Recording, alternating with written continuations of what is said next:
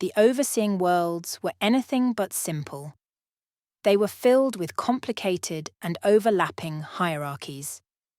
The general purpose of these worlds was to see to the affairs of the most intelligent species of each planet. The beings working in the overseeing world were known by mortals as angels, but they referred to themselves as overwatchers.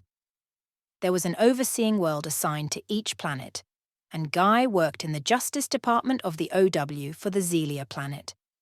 His most recent project was an 18-year-old girl named Faith from the Salem continent. "She took the deal," Guy said as he walked up to his supervisor's desk. The Zelia, overseeing world, was located right above the clouds of the planet and stretched far and wide above all continents and oceans of the planet. "That is great.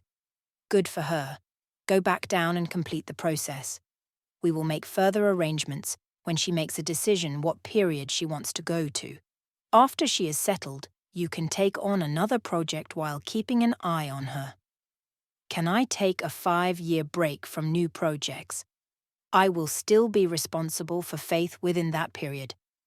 Guy asked it with little hope of an approval.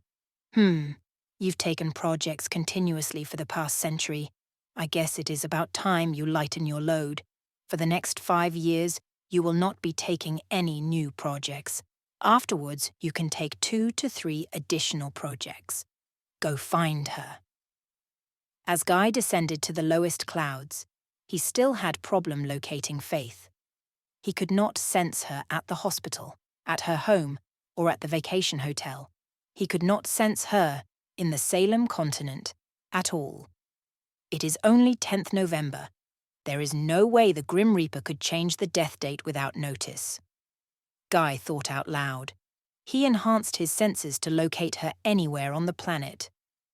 "To port!" In the past couple days, Faith's blended family became, unblended. There was a lot of drama, and Faith felt responsible for it. Sandra still had hope that her daughter could beat her terminal illness if she was transported to one of the best hospitals in the world. Tuport was a continent known for its advancements in medicine and all forms of technology. After a lot of thought and so much desperation, Sandra went to her ex-husband, Jamie, to ask for help. After their divorce, Jamie had cut all contact with Sandra and his children after she got remarried.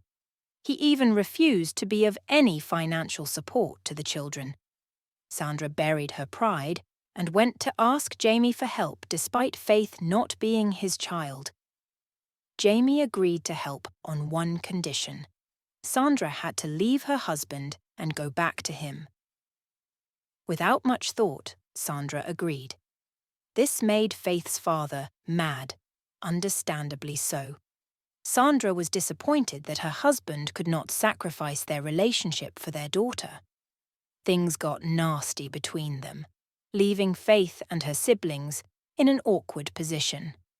Before long, Faith was already en route to Germania, a country in Tupou with the best medical advancements in the world.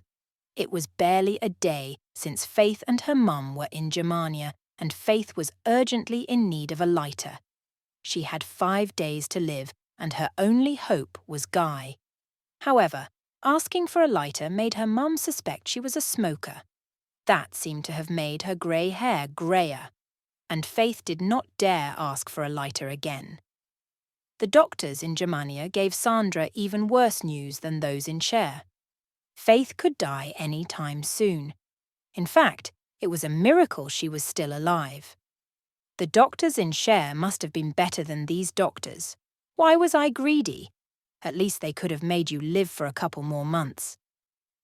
Sandra chose to believe that the doctors in Cher could prolong Faith's life. "Don't say that, Mum," Faith begged Sandra not to blame herself. She patted her mother's back as she bawled in a sujud-like position, with her hands crossed behind her head. "This is my punishment. I am so sorry, Faith. Mum is so sorry," she lamented.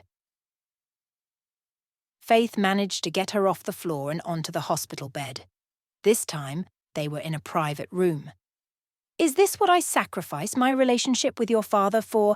I cannot be with Jamie. I will figure out a way to pay off what we owe him. Faith, do you know why I named you Faith? At age 50, when I did not expect to be able to have more children, I had you. Your father did not have biological children, and I wanted to give him one so bad. So I prayed, hoping if there was a real God out there, he would help me. And then I had you. I wasn't religious before, but you gave me faith. So I want to have faith once more. Faith, you will be fine. Sandra got a headache after crying so much, and after taking a tablet, she crashed on the bed. Faith was on the couch, in a pensive state.